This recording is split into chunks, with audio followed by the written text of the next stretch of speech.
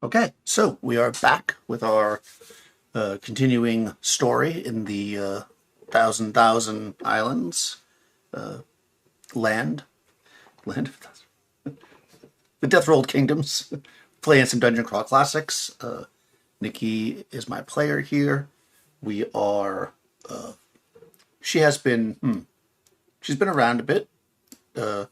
Met some various interesting people last session, including an ogre, and got the blue bears back to the town of Singa so they could pay their taxes.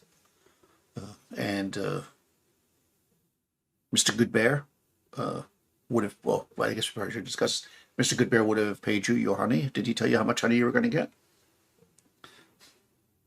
He said that the reward was six things of honey, so I don't know how much we were going to split it. Oh, I see. Okay. Well, I mean, since you did most of the work, he will give you three things of honey. You know, because it's his name is is very famous, so he should get at least three things of honey. So you will get three honeycombs for that. Also, you had received some gifts from the ogre, which you were going to use to get some supplies, right? Correct. So you can tell me about how you supplied up, and so tell us about your character and kind of how you supplied up and what's going on with you here as you kind of make your way back up the Goldfish Canal. What's been going on with good old Una and Norin? Yes, after a very interesting night, camping with the bears and receiving a prophecy from a strange woman, and then coming back and getting books from the bookmobile, Una and Oren decided to resupply, like as you say, using the gems that the ogre gave them. She keeps the pearl earring, but she uses the other gems. And she gets, she had her weapons, but she resupplies with things like, she had to get somehow new thieves' tools, so she lost those in the explosion. Just the regular adventuring stuff, torches, rope, a new backpack. Basically everything had to be bought new. So, except for a few things. She still has the music box, Oren still has his eggs. She still had her cloak.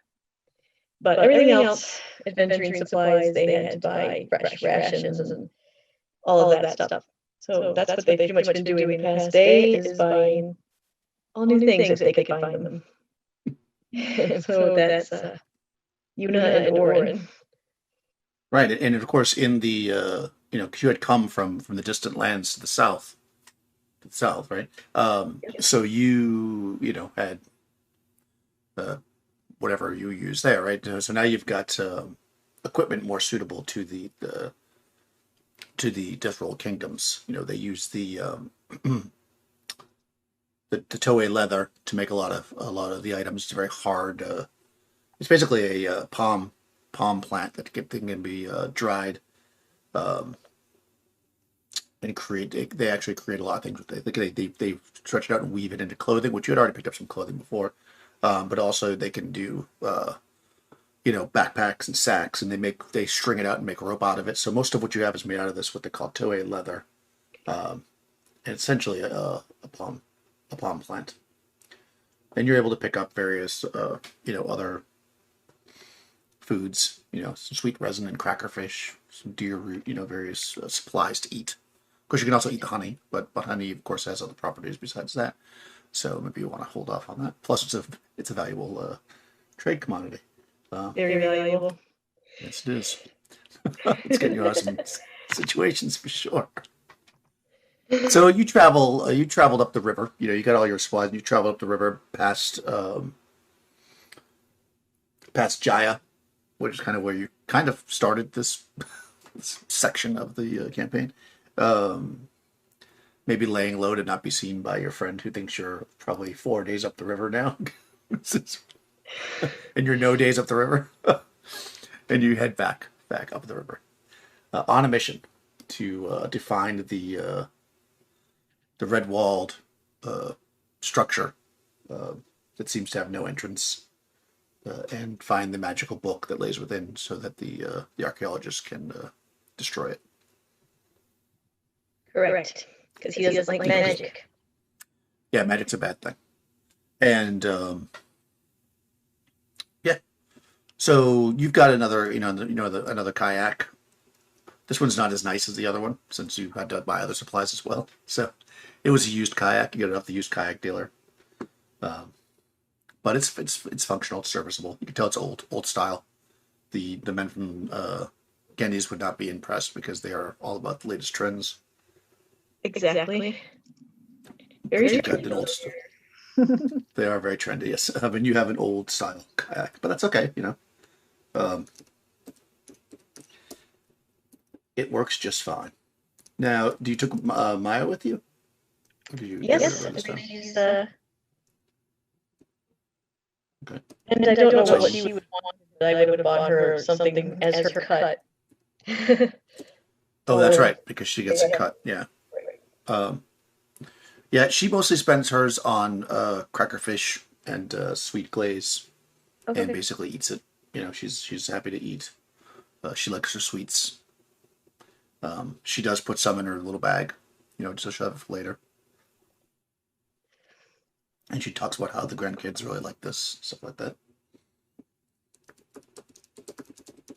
All right. But yeah, you're able to basically do that, and you're more or less broke again, except for obviously the beautiful pearl earring, belly ring, as it would be.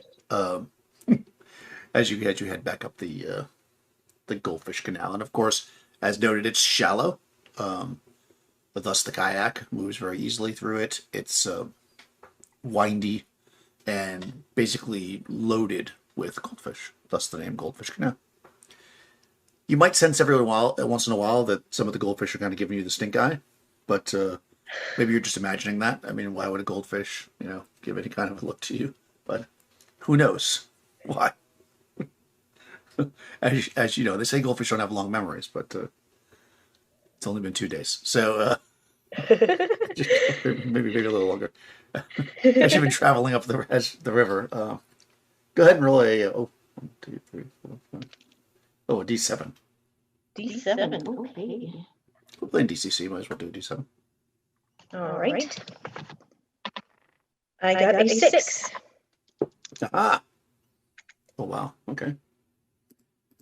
You are traveling up the windy Goldfish Canal. It's probably the second day. The first day, it wasn't very interesting. The first day, you've been here before. You see your old campsite. You go past it. You're kind of going further. You're getting close to where you saw the bears the first time, where you picked them up. Where that campsite is, as the sun's starting to come down, and maybe thinking to yourself, this might be a good place to camp. And as you kind of start to round that corner, you hear a very distinct buzzing sound. And as you're kind of looking off onto the shore, you see what looks like a person kind of walking very kind of slowly, just in circles. Oh. Yeah, they're about 100 yards in. You can see them, though. It looks like maybe a man, based on how they're dressed. It's hard to say from this distance. Or this could be a hive zombie. We should try to use our music box. And we will pull off to if I could use a place to put my boat. Yeah. Mm-hmm. Yeah, you definitely can. You can pull in. Again, you're very close to where the bears were before, so you probably even kind of find that same spot. You see the burnt out campfire from them. Maybe they left some s'mores, from behind. Of course, now they've been eaten by squirrels, but you see some scraps from it, the sticks from their marshmallows that they didn't have. They made the sticks, but they didn't have the marshmallows. Yeah, and you can see this thing. It seems to be walking around in ever wider circles. Not very fast, but as you kind of examine it, from a distance. And you definitely can hear the sound. All right. Well, now it's a chance to try to use my music box. So I will get it out. And does it have a windy thing to wind it? It does. Yeah. When you pop up at the top of it, and there's like a little ballerina that pops up. Okay. Yep. I will wind it up and try to get close enough to where I think the thing can hear the music. Okay. All right, so you're going to approach it, try to get close before you let the music rip, because of course it's not particularly loud. You imagine, because you've actually used it yet. Right, because it's music box, right? Yeah, it's not like music box. I think I would wind it up and try to have the music playing as I'm walking up. Oh, okay. You're going to approach it with the music playing. Okay, fair enough. Yes. That makes sense. Yes. Yeah, you do that. So you're not trying to sneak up, basically, because obviously I can hear the music. No. Okay, fair enough. Yeah, so you start walking. It's like, playing London Bridge or whatever. And, I'm sure I probably already said what song it plays, but I can't remember now. It's somewhere in my notes, I'm sure. Yeah, so the music box is playing. Ding, ding, probably like Swan Lake or something. As the little ballerina is spinning around. And, yeah, sure enough, you get maybe like 20 yards from this thing and it stops what it's doing. And it kind of turns towards you. And you can see that it's kind of like moving back and forth slowly, like this. Okay. I keep winding so the music doesn't stop. Oh, okay. Yeah. That's a good idea. Just to stipulate that. I have to wait for it to fall asleep. You are clearly a seasoned adventurer. You're not going to fall for that one. No. All right, well. And I'll wait to see if the thing will go to sleep or whatever they do. I think the last one I saw was sleeping with the band. Right, exactly. So right. So as the corpse hive is swaying back and forth, it progressively starts to get like more energetic. And yeah, it takes maybe just because you can find in the box, you basically wait, and eventually maybe after like 10 minutes or less, it actually like sits down on the ground and puts his hands like this, and it falls asleep. Okay, Yuna's gonna keep the music playing, and she tells Orin, "You bought all those vials, those empty vials, in town. Go collect the honey." I'm not sure how to do it. We've done it before, so let's figure it out. Okay. Yeah, you could do that. So this is So Orin will move forward. Okay. Go ahead and make a check against your. He's an alchemist too, so with your intelligence, like a DC check, DC 10, we'll say. All right. If you can figure out like how to do this. Ooh, drop my. Don't do that. Oh, 13. Oh yeah. All right. Yeah. He's looking. I mean, you'd be able to get the honey out, but in order to get it out without number one destroying the hive and number two spilling half of it on the ground. But since you succeeded in the DC, you can you kind of figure out, Orin figures out that as it's sleeping, you just kind of go up to it and kind of just there's like areas on the actual corpse that almost like you just pull open and you can see basically all these little bees inside and the honey, and he's able to like take a knife or whatever and get some honey running off into his vials. If you want to try to take a comb, like take a chunk, you could do that. That's going to require some kind of a dex check, though. You can get the honey itself pretty easily, but because you can figure out how to do that. But the comb is, of course, if you care to carry it as a comb, it's up to you how you want to do it. I think we'll try to get some vials for now. Okay. It's our first time. We won't press our luck. Yeah, vials are very usable. You should typically when they're trading it, they trade it as combs. But yeah, vials are certainly going to be fine for you to use, and they do have healing properties as mentioned before.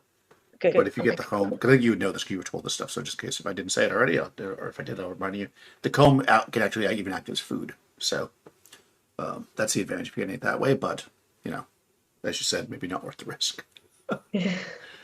So yeah, you get some honey. Roll a d5. D5? All right. See how much fresh honey's in this thing. 3. Oh yeah. You're able to fill up 3 vials, you know, before it's kind of coming out so slow that you figure it's probably just not worth, continuing the process as the bees, are kind of right there, and you're right there, and it's kind of like so. Right. Yeah, you collect you collect the honey, and I guess step away from the hive and walk away, and nothing bothers you. Occasionally, a bee flies around, but nothing serious. Yeah, and assuming that Nicky's playing, Lauren can walk right back to where she was, and the the corpse honey is the corpse hive is sleeping. Yes. Una is very excited. She smiles at Lauren and says, "Well, that was fun. We finally got to use our music box and collected some honey. Yes, we have to keep our ears open for another one." Yeah, and we'll go back to our boat. You see that Maya has kind of set up on the shore. She's got she's unfolded like a kerchief with some crackers on it. And she sees you and she says, "Oh, did you get the honey?" Yes, we did. In fact, we did. I have crackers. Oh, well, we don't need to eat it right now. Well, I mean, my share. I think I can have my share whenever I want. That's true. I mean, isn't that how adventuring parties work? I did guard the boat. And you did a really nice job. We'll give her a vial, honey. There's 3 of them. So. Okay. Yeah, she takes one. And, she puts on she starts spreading out some crackers. And she offers a cracker to you. Yeah, I'll take one. Yeah. It's delicious. It's so fresh. Crackers are basically made out of fish. They're like dried fish, basically. But it's very good kind of combination. A little salty and sweet. And yeah, I mean, it's basically nighttime. So yeah, you were able to... Look at you being smart about getting the honey. Yes, Yep. I'm very excited. Yeah, that's cool. Yeah, you got the honey. Yeah, so you're basically set up. You can set up here in camp. Okay. It's pretty, uneventful as the night passes. You every once in a while hear the it gets up obviously and starts walking around the corpse. It kind of doesn't come towards you. It gets up and it's not doing circles anymore either. It kind of gets up and just starts walking out deeper into the woods. And after a bit, you stop hearing the buzzing sound. Yeah, the night passes. I mean, there's normal nighttime sounds in the area. But nothing that seems to be of any kind of threat. So you're able to sleep and no strange creepy vines. No, I was gonna say you didn't sleep with the vines were. I just assumed you didn't want to sleep there, so I gave you the even though you do know the spot. Yeah.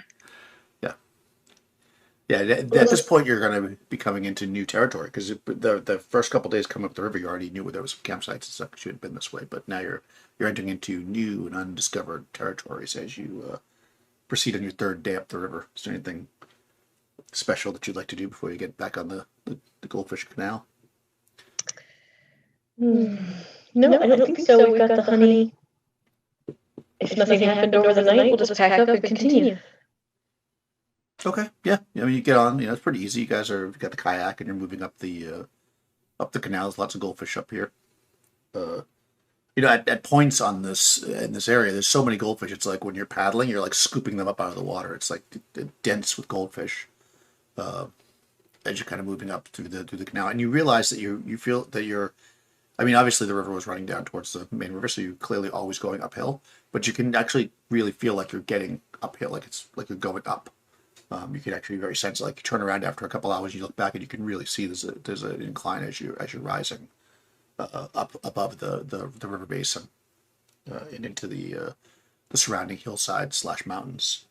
As you're kind of moving forward. All right, roll d6. Let's see what else we encounter today. D6. Right. They can't all be that easy. Another 6. Want me to roll another one? No, you're fine. Because Okay. there was a D7 before. I just removed it to that one. Is that clever, right?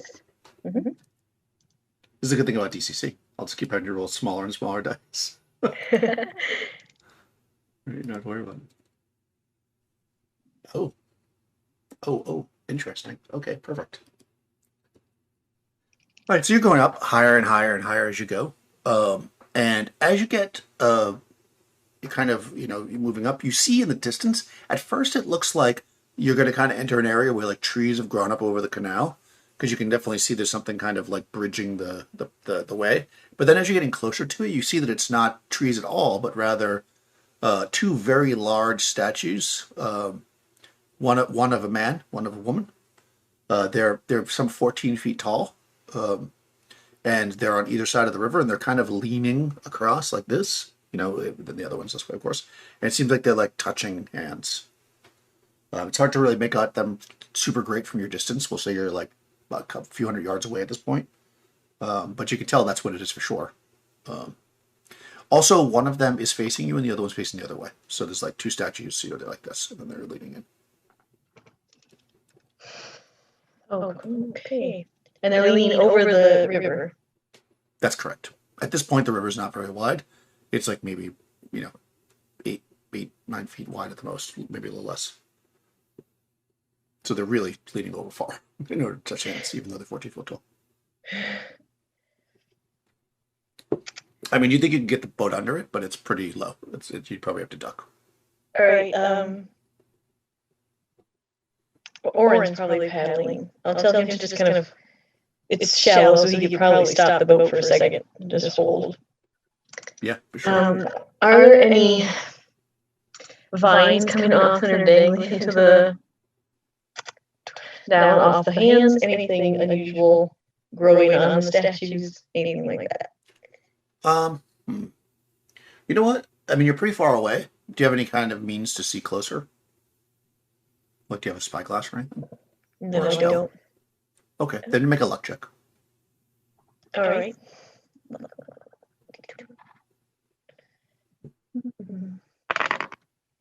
Oh, yes, 8 under 12.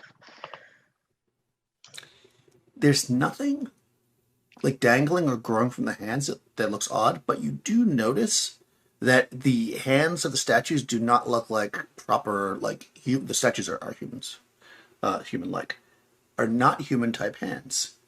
They're green and scaly, and oddly shaped and kind of have claws on them. The two hands that are touching in the middle, anyways. Green, scaly hands. Yeah, I mean, hands might be a generous word for them. They almost look like claws. But the rest of the statue is made out of... Good? Are the hands proportionate to the two statues? They're kind of small, actually. Yeah. All right. Is there a place for me to pull the boat off to the side? I mean, there's no like a beach, but it's a kayak, so you can probably get it up anywhere. I mean, you just pull over. It's not like you're condensed in. There's no like main beaches in this area are kind of like down a bit, but you could definitely get it up off if you want. You'll probably get a little wet. Well, that's okay. I've got sandals on, right? So you're back in the set. Oh, is that what you were wearing when all your other stuff got blown up? Yeah, I think so, because I think I said I took off the boots. Oh, yeah. Because everyone kept telling me, why are you wearing boots? Yeah, it's true. Why would you wear boots in a kayak? Yeah. All right.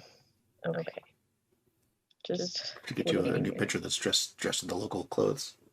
Yeah, I need to get another picture. All right. They're 14 feet tall? Roughly. I mean, they're leaning like really far over, almost like they're doing like a really strong back bend. Okay. What do I need here?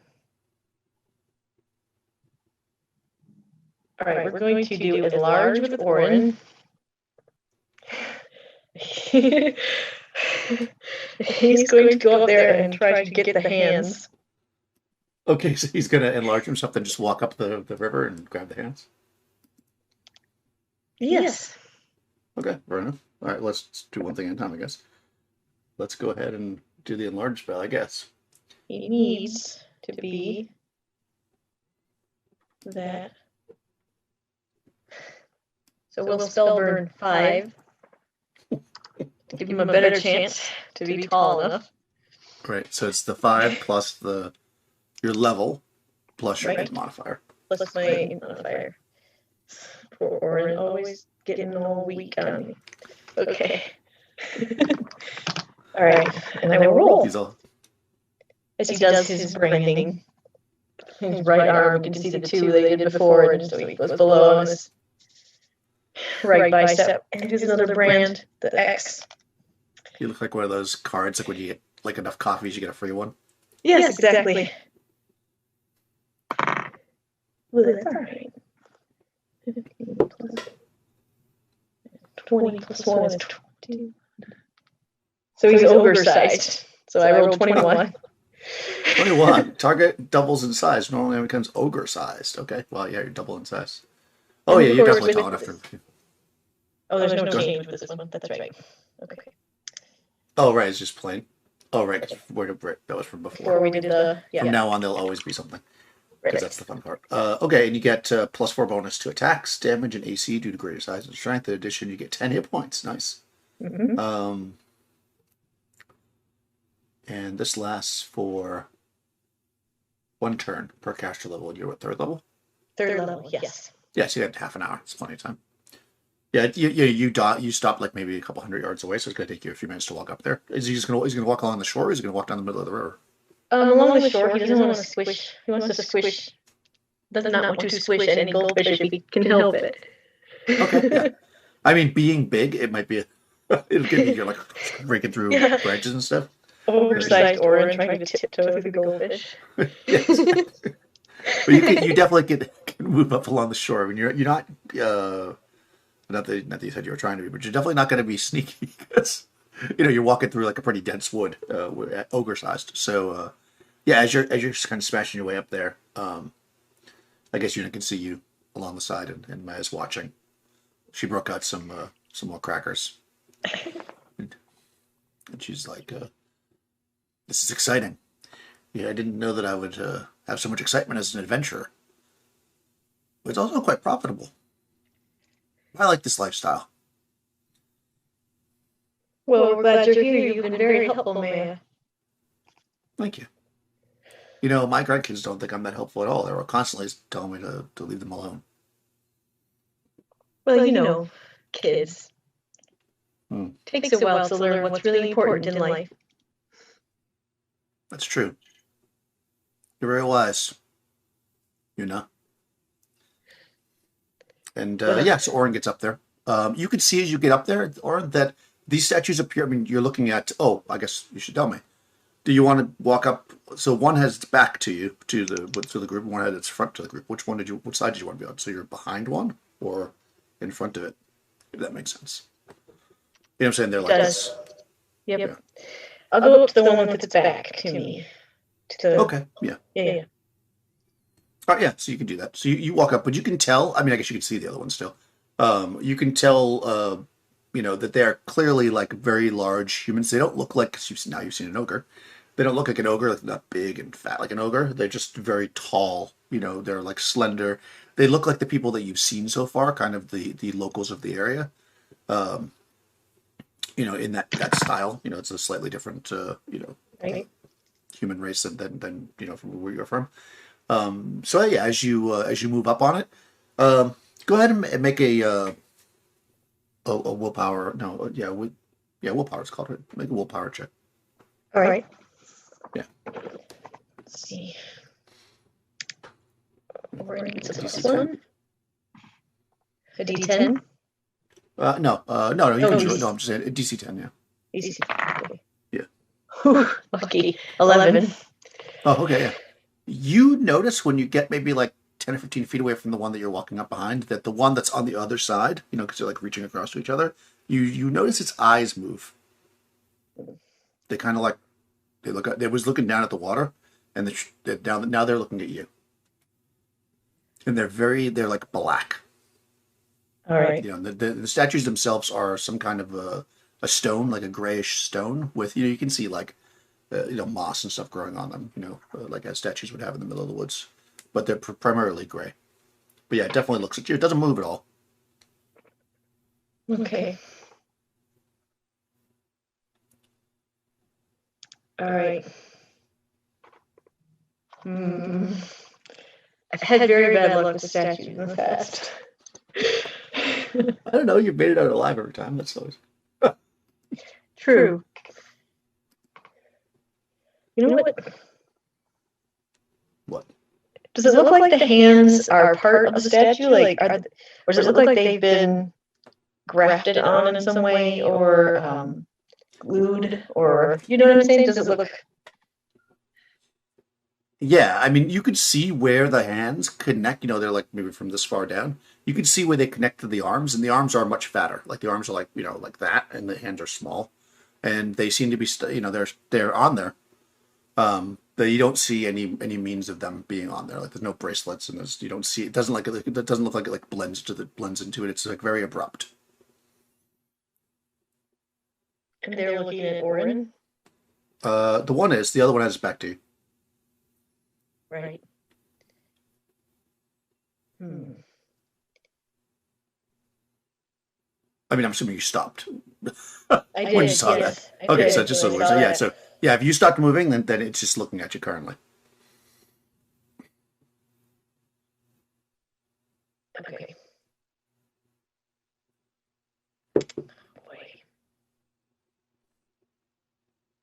Yuna probably sees this from where she is in the boat. Orin gives her kind of a little. Does she see it? The eyes move. That's going to be like a luck check, but minus or so add to your roll. It'd be like -3 because you're pretty far away to see eyes move. All right. Oh yeah, no. Yeah, she doesn't see it. Unless Orin signals her somehow. She sees him stop. That's it. All right. Don't just want to grab the hands is my problem. There's really no way to do this. Yeah, in order to reach the hands from where you are, you'd have to just like walk into the middle of the water. Probably you could definitely reach it though with your height. Yeah. Yeah, but you're not close enough. At this point, you're not close enough just to grab them. You'd have to like move forward to do it.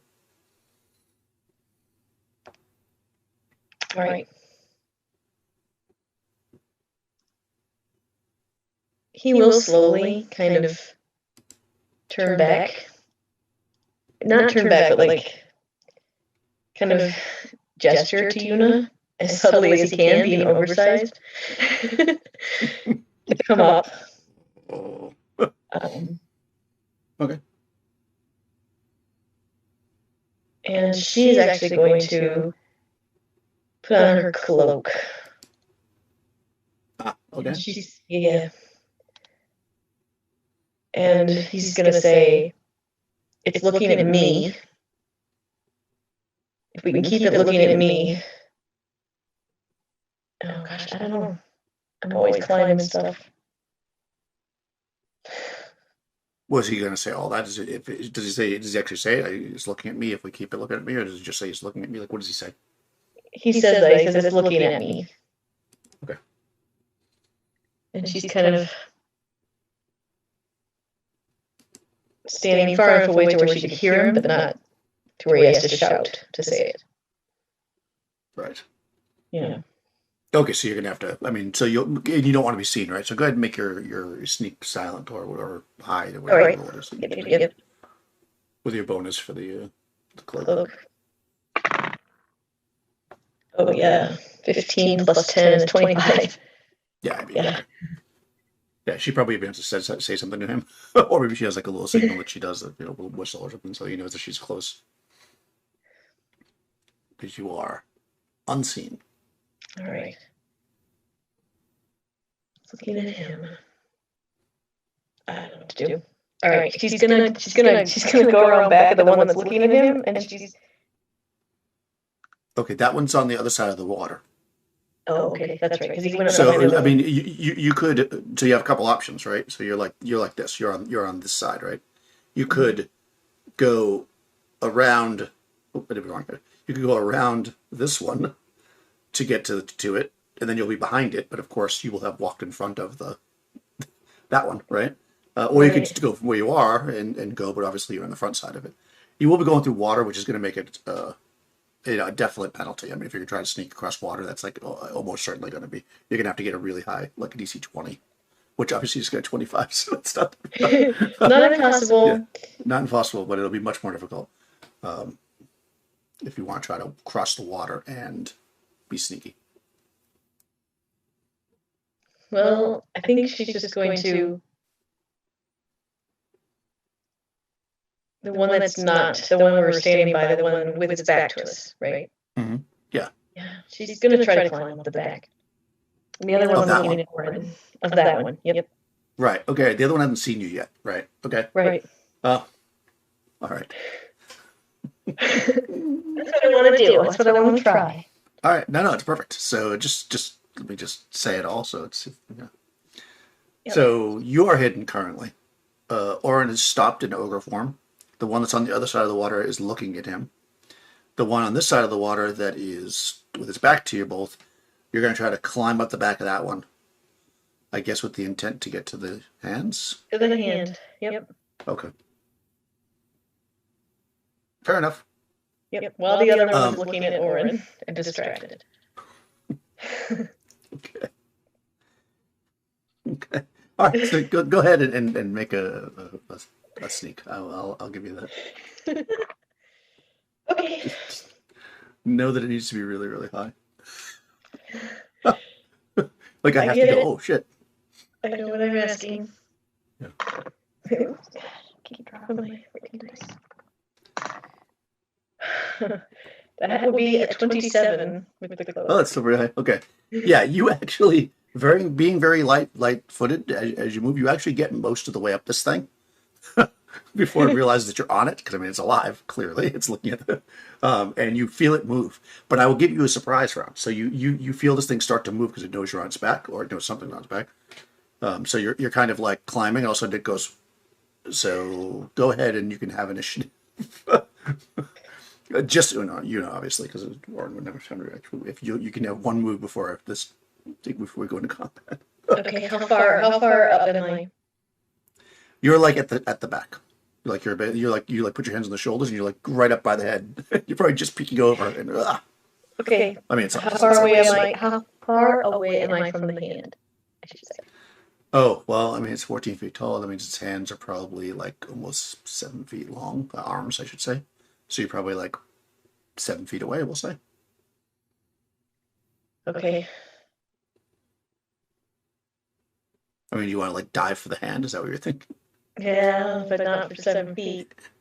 So yeah, I mean, it would be possible probably to jump out there and grab the hand, but you'd be in the water after. Like you wouldn't be able to like grab it and come back. You would know that. Like that's just not going to be possible because it's already aware of you. Right. Well, I still want to do that though. I want the hand. I want to go for the hand. Okay.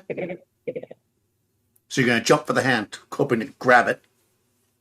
And yeah, you're going to you said they're touching. Can I jump from that statue to the other one? The one that's looking at Orin? Mm-hmm. I mean, you could, but you'll likely be... You mean like in order to not go into the water? Correct. And grab the hands? I don't think so. Because you got to grab the hands. What are you going to... Just grab the one hand for now. And then, what, try to reach out and grab the other statue's arm? Yep. Okay, you can do that. We'll try it anyways. Make a DC 18 agility check to do that. Okay. This could be the end of the evening, but what she's going to try. DC 18. Let's hope not. No. Okay. Yeah. So, how bad was it? It was a 10. Oh, not bad. All right. So go ahead and make a luck check to see if you got the hand and ended up in the water, or if you missed all of it and you ended up in the water. All right. No, I did actually made it 11 under 12. right, so you grab one of the hands and you slash into the water. Go ahead and make a fortitude saving throw, DC 15. 15. Nope. No, a nat 1. Oh, nat 1? A nat 1. Well, I mean, this is a good time for a nat 1. It's not going to be any worse because you rolled nat 1, because I think what it is pretty bad. Yeah, so you splash into the water and you realize as soon as you hit the water and you don't have the hand anymore. And when you reach up, your hand is now a crocodile hand.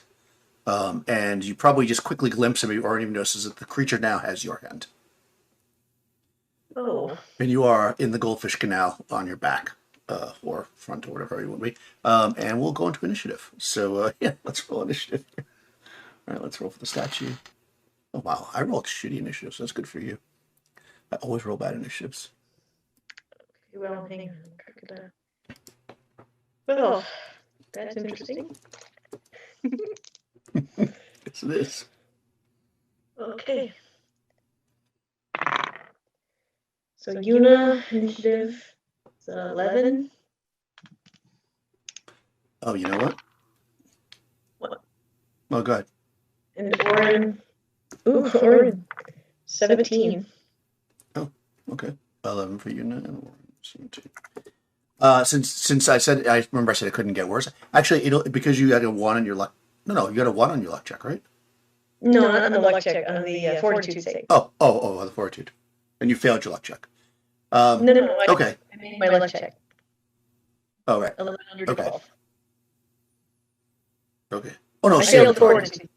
Yeah. Okay, yeah, save it throw, that's what I mean. Yeah, it's your favorite hand, so it's like your right hand or whatever, your right hand. Yeah, of course. Yeah. You roll a 1, and I have to torture you sometimes. Okay, that being said, these statues are like one of them now has Yuna's hand, has a little woman's hand, and the other one has still a crocodile hand, and it's Orin's turn. You see this happen, Orin, as she splashes into the water. All right. Orin's thinking to himself, impulsive. Gosh, she's so impulsive. So he's still ogre sized. So Yes, he is. make sure I got all of his stats correct. Yep. Okay. Good. All right. He sees the statue and he's going to. What is the other statue doing? The one that had his eye. It was surprised. I mean, it's looking. It goes. I mean, it hasn't had a chance to go. It seems like it's going to do something, though. Yeah, it does look. It's going to move. It's not still frozen there, clearly. Okay. Yeah, you can tell that they're getting ready. It's probably going to reach down and try to grab Yuna because that's who's closest to it. But it hasn't actually done anything yet. And the other one's starting to spin around because remember that one is back to you. Okay. He's going to try to do his force manipulation. Oh, right. That's been very successful in the past. Yeah, in the past, yeah. So let's see here. We'll do a straight roll, but he still gets his caster level and stuff. So. Yep. Of course, with this one, this is the one that brings the worms, I believe. So. Oh, right. Worms start up down on the ground. Well, the goldfish will like that. Yes, they will. For manifestation as well. Okay. He's got his slug still, probably very tiny on his shoulder. Oh, right, of course, it's like. But the demon slug is there as well, which actually I should get that out. Let's see what. Yeah, don't you get some kind of bonus from that? I can't remember exactly. Yeah. I just forgot to get out his little stat block here. Let me grab. The slug stat block. Right.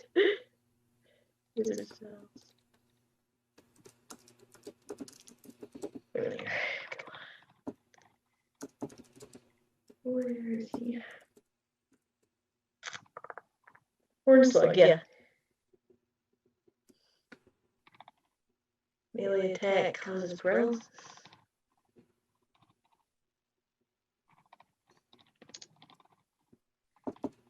Alright. he gets the... He can cause the paralysis, that's what he does. If he wants to attack stuff, but then he'll put himself in harm's way if he does that, which is not good for you. No, I won't do that. Okay. It's up to you if you want to. I just wanted to get his little... Yeah. All right, let's see what you got. And I do get a plus.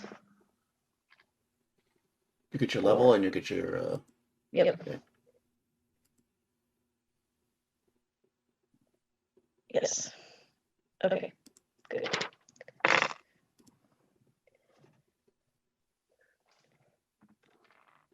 Oh, it's bad. It's not bad. So plus 3 is 17 plus... It's 18. Oh, 18 is good. Yeah. So you can do Tower Shield, which is the roll, or you could do anything below that. Floating platform or apple-sized ball of force. Yes.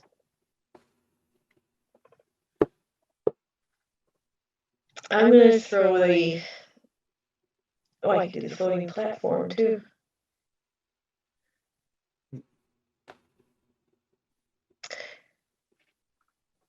But he's going to throw the spear. He likes that. Okay, yeah, it's worked for you before. Which one do you want to target? Probably the one that was looking at him, that is now looking at Yuna. So the one that has the crocodile hand. Okay. Yeah. All right. Make an attack So roll. you see, yeah. And you're an ogre. And this is only the size of an apple, so it's like a little thing. Little tiny thing, yeah. And to be funny, because I rolled manifestation, he traces the shape in the air of a glowing energy-sized pearl earring. I throw that at the statue. He does 1d6 per caster level. 13 points of damage. Well, you have to attack with it, though. Oh, You that's gotta right. hit. That's right. But I will note that if you hit. He rolled an 18 to hit. Oof, that hits. Okay. And then you just have 13 points of damage. Okay, let me roll 13. 6 hit points.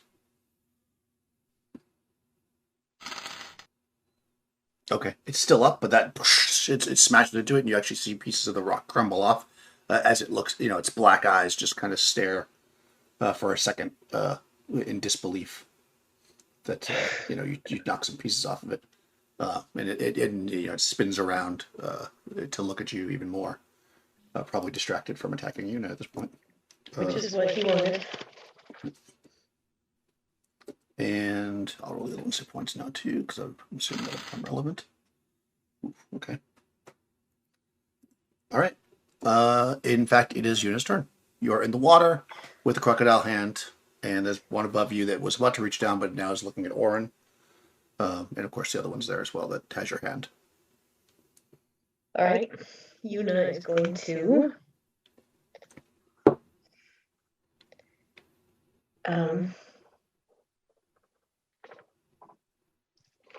Boy, she's going to take... This is what she uses to fight statues, because dagger's no good. She'll take out her crowbar, the new crowbar that she bought herself. Nice.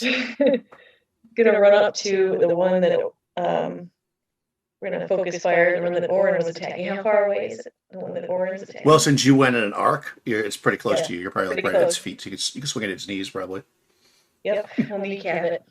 That's what she wants to do. Do it. Okay. But not with a 2, she will not. No, definitely not. I was going to say you might even have a penalty there because you're probably swinging left-handed. But Exactly. yes, you Yes. can't hold it in the other hand. All right. Well, that one. I mean, now that you attacked it, it sees you right there. It's going to try to swoop down and smack you in the head. Yuna, that is. I say you. Both characters are you. I'm going to say that's probably not going to hit unless it has a major attack bonus. Quickly look it up.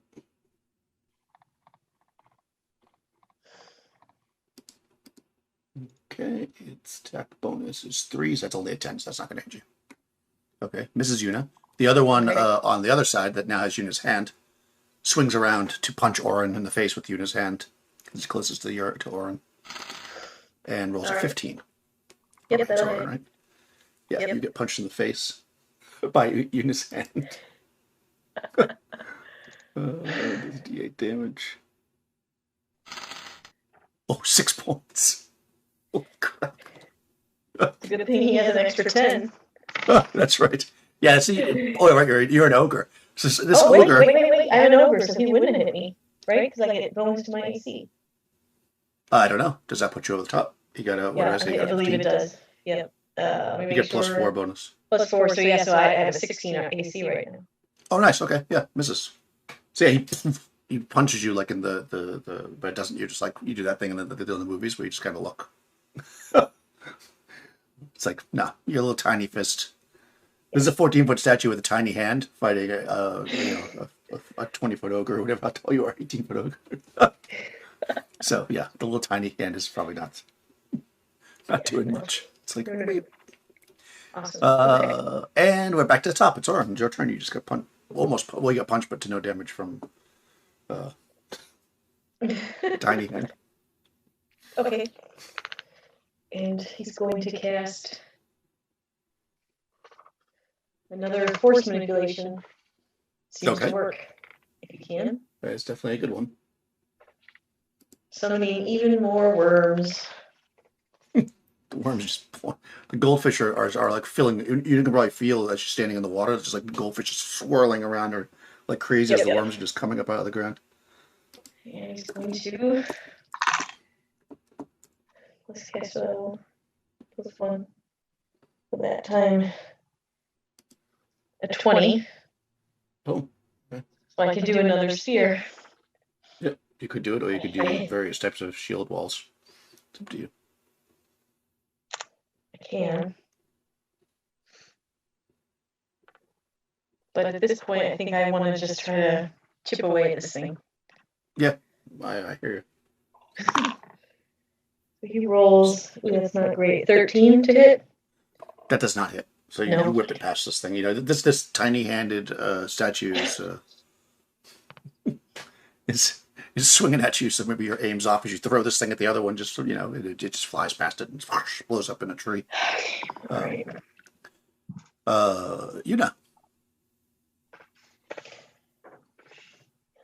Yeah, she's gonna take another swing. She's gonna try. No, she. Can I get around behind it? I want to climb its back. I like to do that. That's my thing. I mean, it's pretty active, but you can certainly try. Yeah. Okay. Go ahead and do a let's say a DC 15 agility check to get onto its back. Agility check. All right. That is a. Oh, that's good. 18. Nice. Yeah. Yeah. You dart under its legs and start to climb up its back. Okay. And it's its turn. All right, so you're on its back, so I'm going to give it a -4. It's going to try to swing at you again, but you're on its back, so, it's like... Yep. So let's see. So it's basically a -1 because it's +3. And roll a 2. All right, so it misses. Nice. Yeah, it's swinging around with this crocodile claw because, of course, this is not the one that has your hand. Speaking of the one that has your hand, it actually turns, since the little unihand didn't do anything, it turns towards Oren with its stone fist. It has his other hand as a stone fist, and it swings at him. That time with a 17. Yeah, that'll hit. Okay, and that's going to do, oh my god, 8 points of damage. Okay. And also go ahead and make that fortitude save. All right. 15. 15. Oren doesn't get any bonus, I don't think.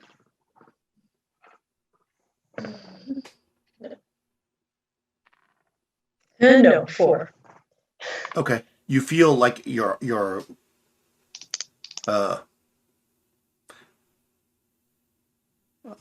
high or low? Low. Okay, your right or your main hand feel incredibly heavy, and you look down and it is now stone, and the statue now has one ogre-sized hand and one tiny little unit hand. For Oren. As it faces off against you. Okay, that's going to give you a -2 when you're casting spells because it's you're going to be like. And it is actually your turn. Okay. Orange turn? Yep, it's Oran's turn, and this thing now has your hand. One of your hands, anyways. Okay.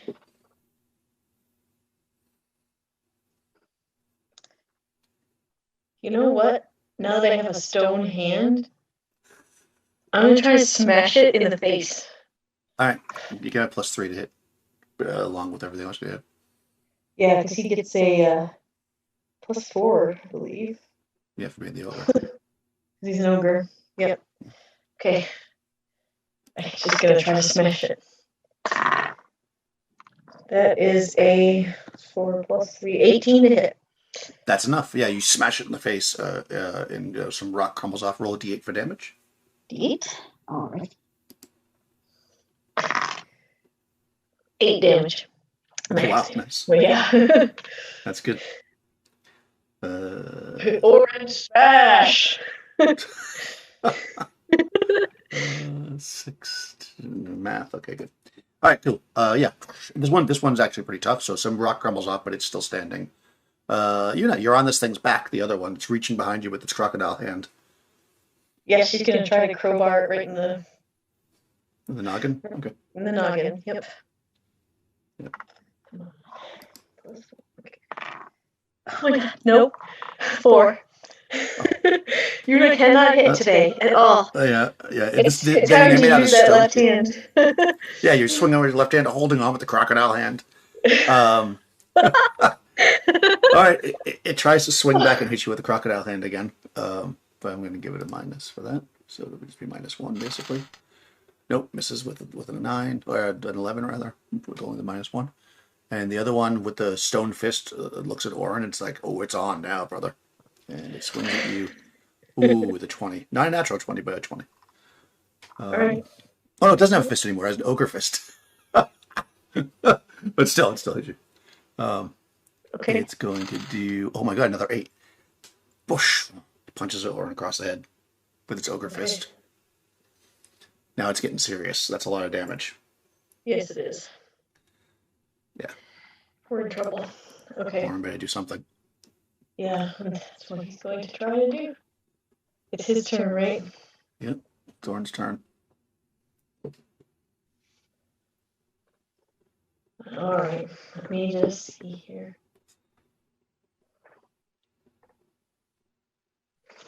Alright. He's going to cast, I know I have it here. He's going to try to cast Magic Missile.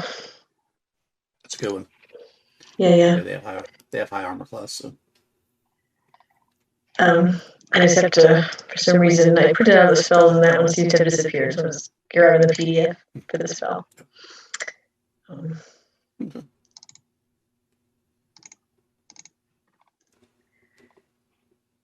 Magic Missile. Where is it? It's on page 144. 144, okay, thank you. Well, it's 148 of the PDF, but page 144 of the document.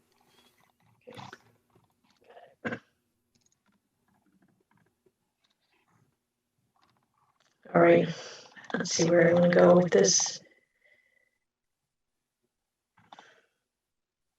He's going to spell burn again.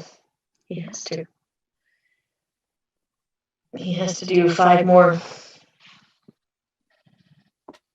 Because we're in trouble. What you want? Is that coming off your strength? Because it's probably going to start to affect your attack if you do. Just so you know. No. If you start it. Okay. No, no. I've already, yeah. Nope. It's coming off his agility. Oh, okay. That might affect your armor. At some point, just keep track of that if you go down here. But let's do this first. Maybe it won't matter if you kill it. All right, come on. Just don't roll a 1. I did not roll a 1.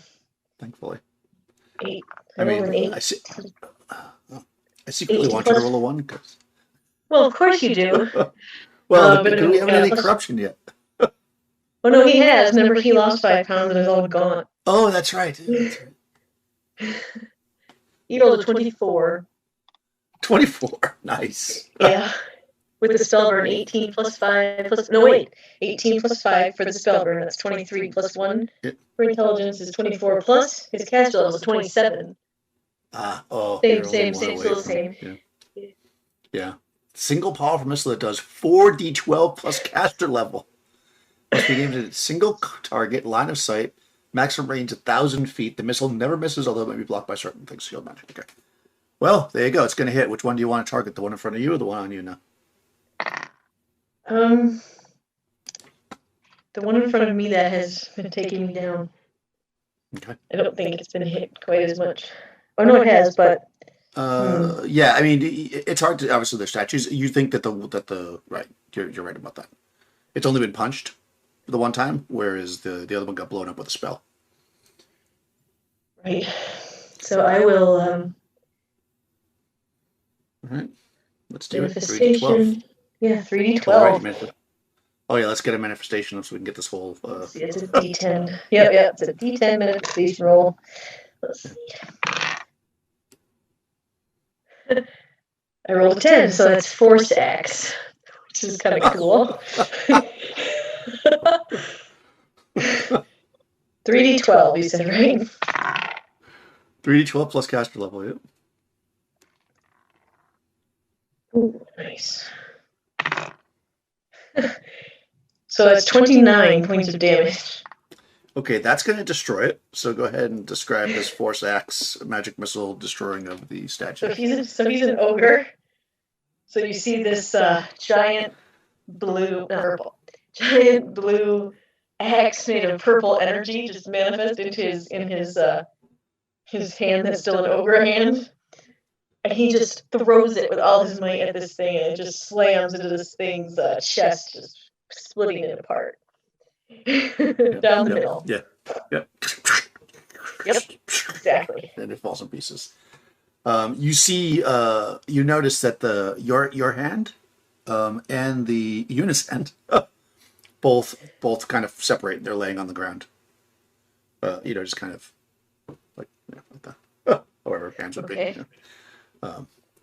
As that happens, but Yuna, you're on the back of this one, and you hear a smash, and the one on the other side of the river explodes or cracks and crumbles, I should say. Okay. I'm still on the statue, though, right? Yeah, you're on its back. You haven't been able to really get through its thick skull, but it hasn't been able to reach you because it's like when you have an itch and you can't reach it. Does it react to the other statue being destroyed at all? Not noticeably at this point, no. Okay. But I saw that my hand fell. Yes. Make a luck check. I mean, Oren definitely saw it because he was fighting the thing, but you're on the back of one. Well, now I rolled the natural one. So. Yeah. Oh, definitely. Yeah. Yeah, you definitely noticed that. If you probably were just like ducking down at exactly the moment you saw the whole thing happen. You saw both hands fall on the ground. Okay. Yeah, she'll be like, okay, so that's how you do it. All right. But I guess I better keep trying to get this thing, and she'll try to crowbar it in. Nice. God bless America. Nope, 8. All right, yeah, crack it. I mean, it's made out of stone, so it's going to reach back and go ahead. Yeah, I'm using the wrong hand too. So. Yeah, and you're using the wrong hand. You're barely grasping onto the back of this thing with an alligator hand and swinging with your left hand and a crowbar, so it's not going to be easy. So it reaches back with its other alligator with the alligator hand again. Okay. And it rolls a 2.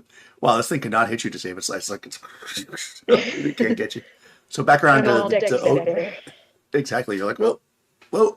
Or from across the river, you see, it's probably like maybe 8 to 10 feet away from you because just across the small canal, you see Yuna hanging on the back of the statue for dear life as it tries to like swat Yuna off.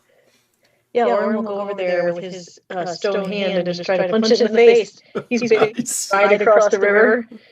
Don't you touch the river is thick with goldfish. I know, but this goldfish as you smoosh through them. Poor goldfish. Is going to. Oh, you know what? Well, never mind. We forgot to do Imperial magic on the magic missile. Oh, is that the one where you can become a god? Yeah. All right, we'll do it after this round. Go ahead. Okay. He rolled, but that's a 14 to hit. Total? Total. Yep. All right. Yeah, you miss. And then let's roll for the Material Magic. Okay, I have to make my wisdom save on that. Right. That's right. The 13 wisdom save. Yeah. To see if you. Oh, but I did though. Okay. Just made it with a 13. Yeah, because it's both awesome and terrible when that happens. Right. Because it's worked to your favor for the most part, but at some point it can't always be that way. Right. So you come forward with this arm, and but this thing's swinging around so wildly that you just miss it, like barely miss it. And we're back to Una, who's on the back of this thing. All right, yep, she's gonna keep swinging at it. They can't. The statue can't hit her, but she also can't get through the statue. So exactly, it's a standoff here. No, another 2. All right, it's its turn again. I mean, you did swing at it, but it's going to try one more time to hit Una before it goes after your or anything. All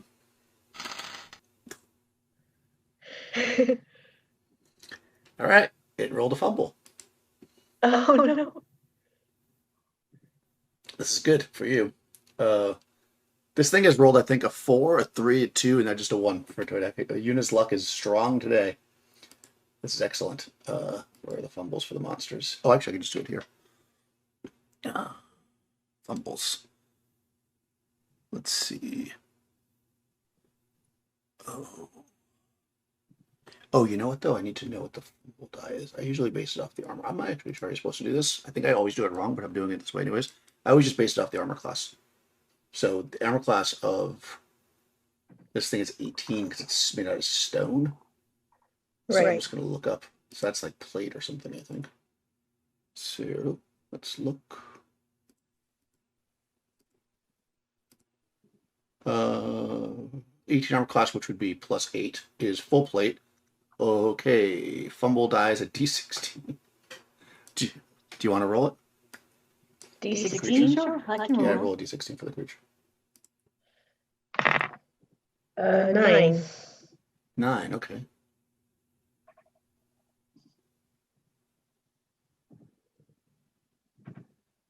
You stumble and leave yourself wide open to attack. The next enemy you attack receives +2 bonus on its attack. Okay, which is actually probably perfect. This thing's trying to get you off its back, and it just like opens itself wide open, and it just earns turn. It gets an additional +2 to attack at this time.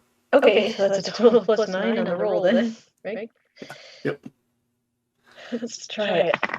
This actually works really well story-wise, assuming you hit it. Oh no, because that's a natural 1. Oh god. Wow, okay. So yeah, again, because you're a giant creature, I'm basing it on your armor. Oh, what's your armor class? It's currently right 16. Now it's like 16, yeah. All right, so that'd be like Bandit. All right, so it's a D16. So you're going to roll a D16 for yourself now, too. Okay. And do you have any luck modifier? No, I do not. Okay, so just straight D16. Okay. A 12. Oh my god, you rolled worse for yourself. I did. Yep. Oh my god, this is actually perfect story-wise. You inadvertently swing at one randomly determined ally within range. Make an attack roll against the ally using the same attack die you just attempted to use. So yeah, so again, make an attack at plus whatever is 9 against Una on the back. Oh god. Because it spins around. Well, 5 plus 9 is 14, so it will hit her. Ah, okay. So do a D8 damage against Una. Okay. 4. That's not too bad. Okay. That's not too bad. Yeah, so this thing is like, it opens itself up, and you're like, yes, and then you swing like a second too late, and it spins back around, and you slam Una with the fist. You know what? Go ahead and make a reflex save to not fall off its back, though, because you just get hit by an ogre. Una. Okay. Right. Just a DC 12. Ooh, yeah, plus 1 makes it exactly 12. Oh. All right, yeah, so you managed to hold on as you get whacked with this thing. And it's your turn. Okay. Oh, I need to... What is going on here? Everybody has different hands and nobody... Oh.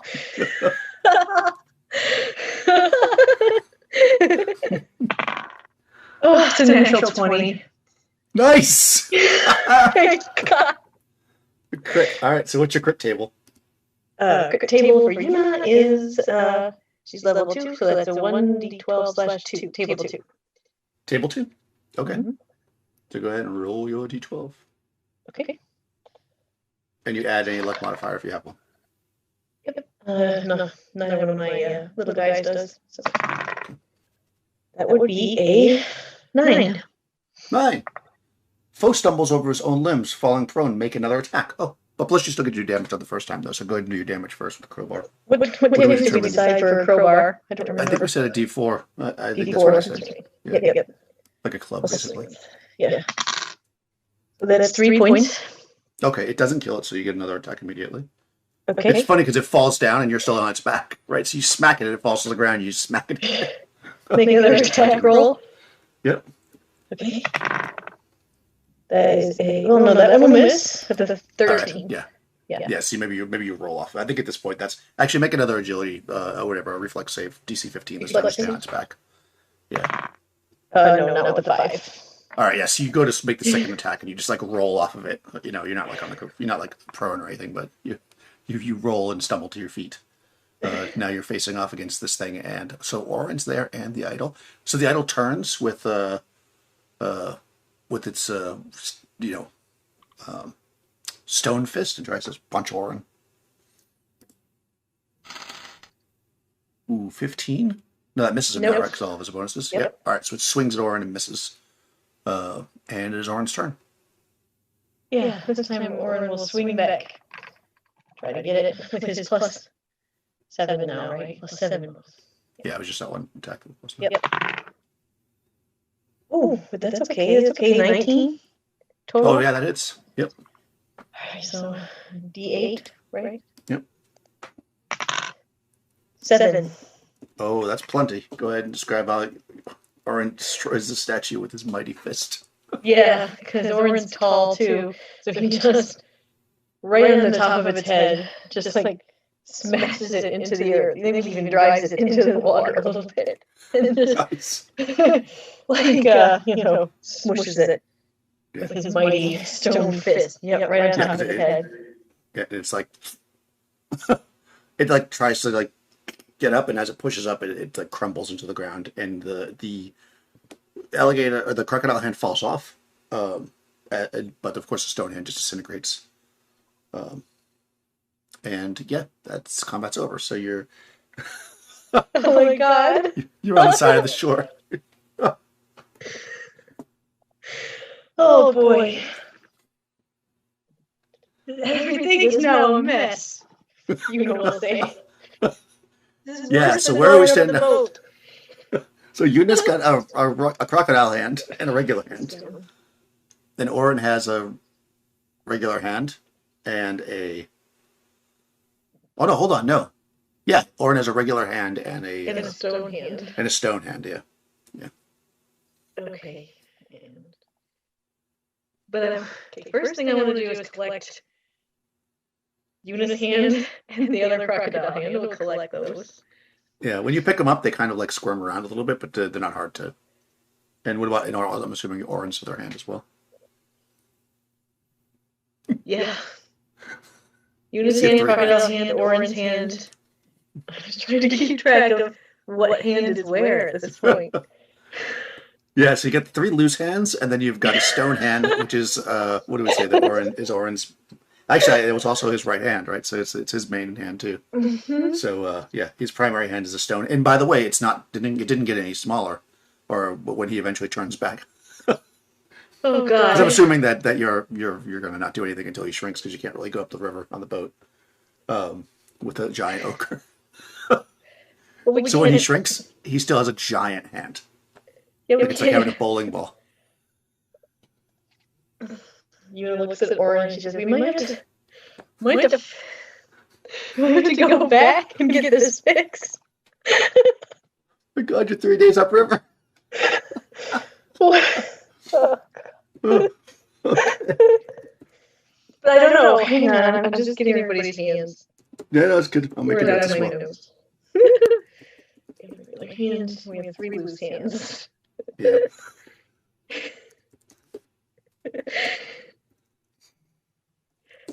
Well, this was unexpected, Una says. In other words, is why do you have to be so impulsive? Okay, so through his hands. Okay.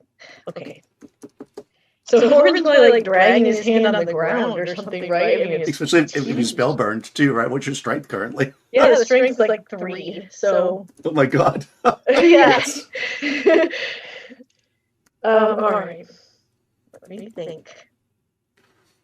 Yeah, he probably picks it up and like he's like. Yeah. It's like a bowling ball, you know. I mean, you can still move it, but it's going to be a minus. We'll say a minus. Actually, now that he's small size, I'm going to say a -4 in spellcasting until he fixes that, or at least he gets his strength back. I mean, it's pretty epic to have a giant hand, but I don't know, like. I mean, when you have a 3 strength, probably not. Looks at her crocodile hands. Just the good news is we found Mr. for his hands. The bad news is now we have to figure out how to get it off of my body.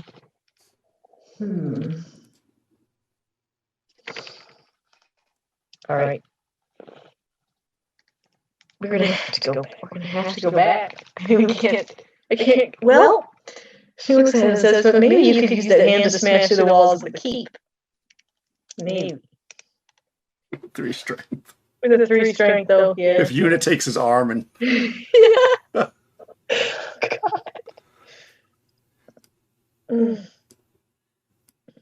Yeah, it will be very difficult for him to use his weapon currently because he has a minus. He's going to be that minus for his strength for sure. But he certainly could use it, and it will do damage. Well, in my main hand is a little crocodile paw thing. Yeah, that's going to maybe mess around with your thieves' abilities a little bit. Although you can actually do it does D6, so I mean that's pretty nice. She smiles at me and she says, "Maybe this will make me more attractive to the crocodiles." Maybe. Joking, of course. All right. Yeah. No. I have to fix this. I can't have Orin with a 3 strength and a stone hand. I can't do it. We're gonna have to go back. Oh yeah. Okay, it's fine. We'll go back. We'll go back to the guy and tell him what happened to the archaeologist. Maybe he has a way. Knows a way to fix it. Okay. I don't have a choice. That makes sense. I mean, I do have a choice, but yeah. You can do anything you want. I would not criticize your choice. Yeah, that was good. Okay, good. All right, that all worked out pretty well. I honestly, because I'm so evil, I was hoping that you were going to try to grab both hands. And then if you had failed that save, you would have been in the water with the 2 crocodile hands. Which would have still been epic. So. Yeah, it would have still been awesome, but it just would have been funnier because then the 2 statues would have had your hands. Because I just can't imagine the little tiny hand, which to me was just that is just that made me happy. Okay, so all right, you're gonna go back. Mm-hmm. All right. I mean, you Not start to go down. Just to the archaeologist guy. Yeah. Yeah, that's about 3 days down the river. Yep. All right, so let's see. So we'll say you turn around, you start to go back, and in the course of the 3 days, we'll see if you encounter anything else. Go ahead and make another roll for me, a D4 this time. D4. All right. D4. Oh, okay. Oh my God. This is not ideal. Yeah. So you are actually make a luck check so we can see what happens. Okay.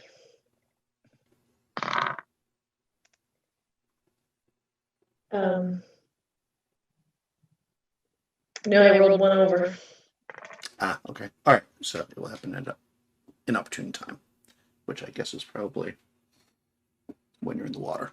Okay. So you are coming down the river. You know, you're about maybe on the last leg as you're starting to head back. When let me see if it surprises you. It does not, but I guess there's a chance you could surprise it because you're pretty quiet coming down the river. Nope, you don't. Okay. So you see, as you round the corner, this really tall, like 8 foot tall. It's hunched over at first, ape.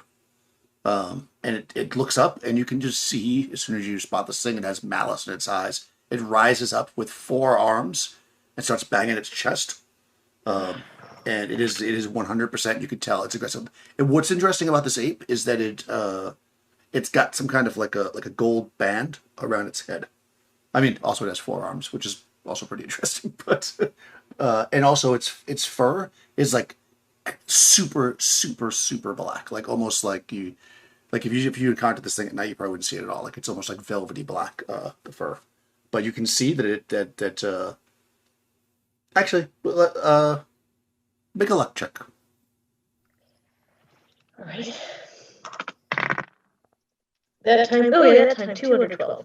All right, so you see that when it was bent over, it was actually you can see a body on the ground. Like it looks like it was tearing into some kind of humanoid body.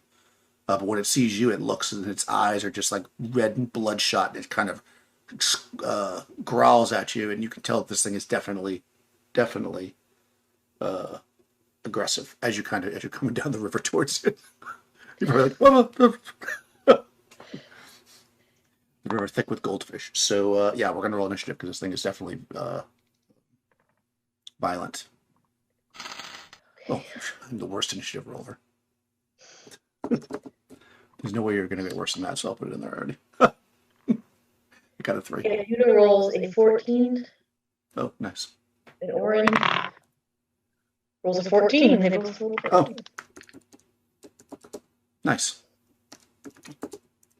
Okay, so you see this thing. It's like 50 feet away on the shore. Like it looks like it's about to charge at you, but you were able to react first, clearly.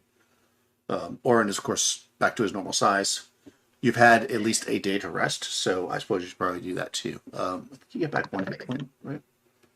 Yeah, I think 1 hit point. 1 hit point and 1 ability score point as well. Okay. To each of the abilities that's down. All right. So 4 strength now, yay. There's nothing exactly. Yeah, this is probably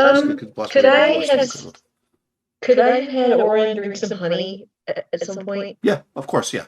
Yeah. Time has gone by, so anything you wanted to do. Yeah. I've never done honey before.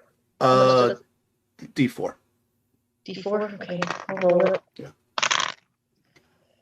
Okay, it's not terrible. 3, so he'll get 3 more. Yeah. And it also brings back 1 of each ability score point that's down.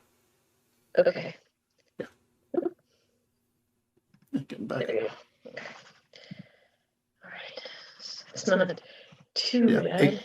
Yeah, you can only benefit it from once a day, though, so... That's fine. He needed to, yeah. But you do have 2 honeys, so you theoretically could have, but I think we're going to say 1 for the case. So you're a little better. Anything else you want to have done? No, I think I'm okay. I mean, I'm not okay, but... I know that you're not.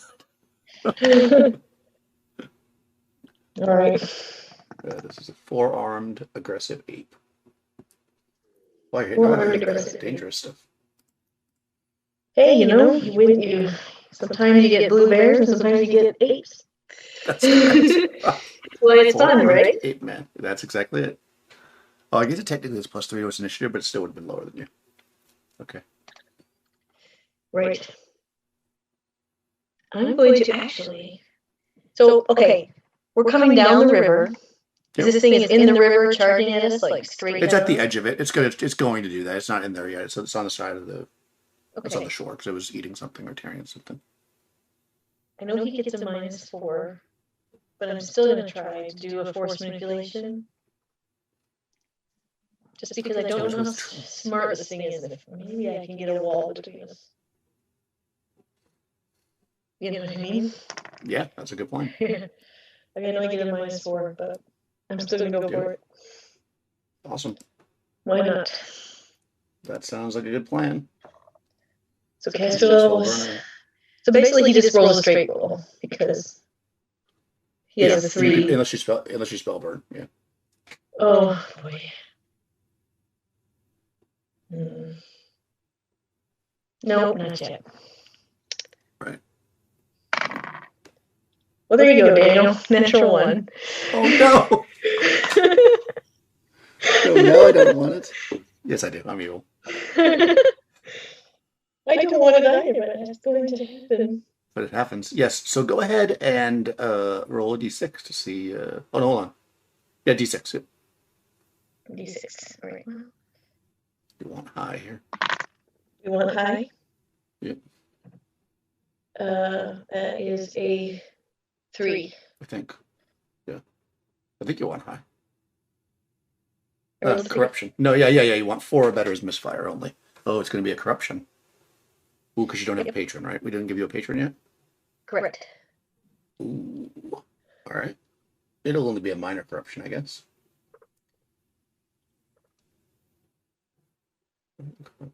Corruption. Yeah, minor corruption. It's a low-level spell. Oh boy. This is not my day. Yep. Each and every time the roll spell and misfire. Okay, roll a d10 minus the spell's level plus the wizard's luck modifier. Hold on. Yeah, minus. D10? Hold on. So low is worse? Yes, it is, I guess so. Each time the wizard rolls, moreover his spell may misfire. The individual spell entries include specific results assorted with natural 1 on each check, as well as a misfire and corruption results. Oh, hold on. The spell might have something. I didn't realize. Yes, it does. Here I see roll 1d5 under corruption, okay. under force manipulation, page 143. Ah, perfect. Okay. Yep. I was looking at the generic table, but the spell itself has something. That's always cool. Oh, there's my magic missile. It's right there. Oh, yeah. Okay, so roll 1d5. Yep, okay. Oh, poor Orin. 3. 3. Caster floats half an inch above the ground at all time, but still puts pressure on the floor beneath him to set off traps, sink in water, and otherwise suffer effects. Why am I always floating? This is your second floating character. Luckily, it's not unstoppable, though. You're just a little bit off the ground. Right. That is just, it's more weird than it is bad, I guess. Because there's no benefit to it. It doesn't let any real problem either. Maybe there will be someday. Because you still put pressure on the ground. Yeah, so you just... and of course you lose the spell for the day. Yes. But until you get it back. Actually, you're kind of... This is actually very bad for you. Now, I actually feel bad that I wished it upon you because you lost your spellbook too, right? So you're not able to get this back. Right. Yeah. Well, we don't know what's in the... actually, I need to look at that. We'll look that up. I'm not sure if you can get it back without... It might only be if you actually replace it with something else, so you can't get it back without your book. We'll have to look that up. So okay. We'll worry about it right now, though, because it won't be another day. So that sucks, but it's Yuna's turn. The ape is coming at them. Can she throw a sling stone at it? Of course. Okay.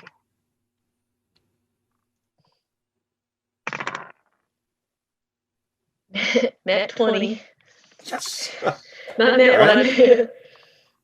All right, so Table let's 2 do it again. Table 2. Let's do it. D12. There she is. Okay. This time got an 11. An 11. Table 2. Strike severs larynx. Foes reduced to making wet fish noises. Oh my god. So I throw a sling stone right at his throat? Yeah, you smash his throat. So it's like, ooh. And of course you still do damage. Right. D4.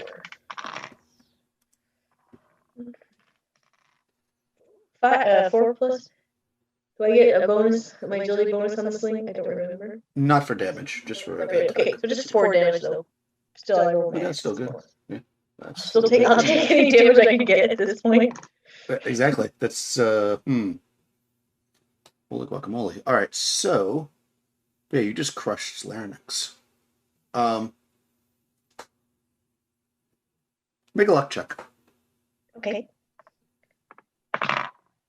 Yes, 7 under 12. All right, it actually retreats. Yeah, it it's like, and it like runs back into the woods as the boat goes past it. And if you encounter it again, it's not going to be so nice.